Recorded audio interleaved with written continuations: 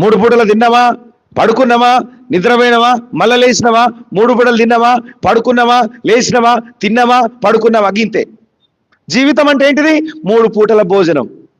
జీవితం అంటే ఏంటిది? రాత్రి మంచి సుఖ నిద్ర. ఎందుకు నిన్ను దేవుడు ఈ భూమి మీదకి పంపించాడు?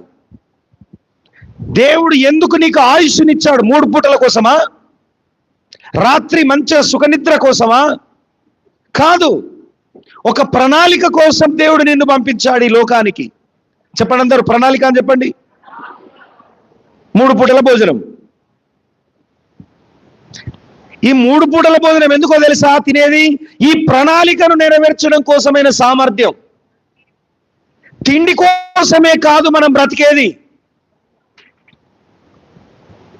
ప్రణాళిక కోసం ఈ 3 పూటలు కావాలి నాకు. దేవుని యొక్క చిత్తాన్ని నెరవేర్చుటకు నాకు ఈ 3 పూటలు కావాలి. ఇంకా చాలా మంది